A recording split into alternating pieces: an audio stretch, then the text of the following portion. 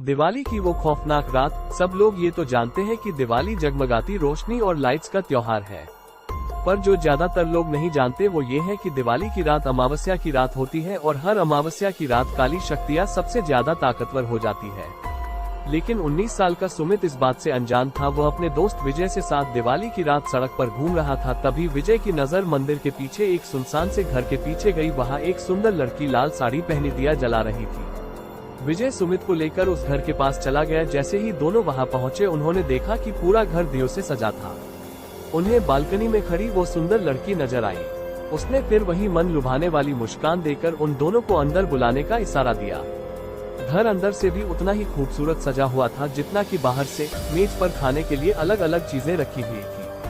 सुमित मेज से एक लड्डू उठाकर खाने लगा, पर उसके हाथ से गलती से वो नीचे गिर गया। जैसे ही सुमित लड्डू उठाने के लिए नीचे झुका, उसने देखा कि मेज के नीचे एक भयानक काली परछाई थी जो सुमित को देखते ही कहीं गायब हो गई। सुमित जैसे ही विजय को ये बताने ऊपर उठा, उसने देखा कि विजय सीढ़ियों के ऊपर खींचा चला जा रहा था। सुमित बेहद घबराने लगा था। फिर अचानक घर में पायल की आवाजें आने लगी, जैसे कि कोई लड़की एक कमरे से दूसरे कमरे में जा रही हो। सुमित उस आवाज के पीछे पीछे सीढ़ियों से ऊपर चला गया, लेकिन ऊपर जाते ही उसे कमरे के अंदर पंखे से लटकी हुई एक लाश दिखी। सुमित उस लाश का चेहरा देखकर बुरी तरह कांपने लगा, क्योंकि वो किसी और की नहीं बल्कि विजय की ही लाश थी। सुमित डरते डरते पीछे मुड़ा तो उसके ठीक सामने वही सुंदर लड़की खड़ी थी और उसे देखकर मुस्कुरा रही थी। पर इस बार सुमित को वो मुस्कान मन लुभाने वाली नहीं बल्कि बेहद डरावनी लग रही थी। अचानक घर की सारी लाइट्स बंद हो गई। वो घर धीरे धीरे एक खंडहर में बदल गया। वो लड़की अब भी सुमित को देखकर मुस्कुरा रही थी। अचानक लाल साड़ी पहनी हुई उस लड़की के बाल सफेद और लंबे होने लगे और आंखें एकदम लाल पड़ गई और चेहरा एकदम डरावना हो गया था। सुमित उसे देखकर एकदम सुन्न पड़ गया था। वो लड़की हाथ में चाकू लिए सुमित की तरफ बढ़ रही थी। सुमित ने किसी तरह अपना होश संभाला और बिना कुछ सोचे सीधा घर से बाहर भागा, लेकिन वो लड़की अभी भी सुमित के पीछे पीछे आ रही थी। वो लड़की सुमित को मारने के लिए अपना हाथ उसकी तरफ बढ़ाया, लेकिन सुमित तब तक बाहर निकल गया था। उसने जल्दी से घर का दरवाजा बाहर से बंद कर लिया।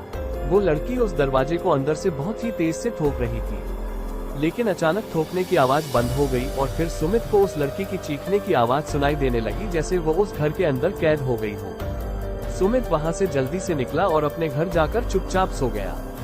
अगली सुबह जब सुमित उठा तो उसकी मां ने बताया कि उसका दोस्त विजय कल रात से लापता है। तब सुमित ने पूरा किस्सा अपनी मां को बताया। मां ने उससे कहा कि कई साल पहले दिवाली की रात एक लड़की ने उस घर में आत्महत्या की थी। तब से उसकी आत्मा उसी घर में भटकती रहती है। किसी को कभी पता नहीं चल पाया कि उसने आत्महत्या क्यों की थी और उस घर में कोई भी नहीं जाता। ये बात सुनकर सुमित पूरी तरह हिल गया। वो ये यकीन करना चाहता था कि जो भी उसके साथ हुआ वो एक बुरा सपना था, पर उस रात के बाद उसका दोस्त विजय कभी वापस नहीं आया और सुमित को आज भी दिवाली की वो खौफनाक रात और उस लड़की की भयानक चीखें सोने नहीं देती। कहानी अच्छी लगी तो लाइक, शेयर और सब्सक्राइब करके जाना। मिलते हैं अगली कहानी में। जय हिंद।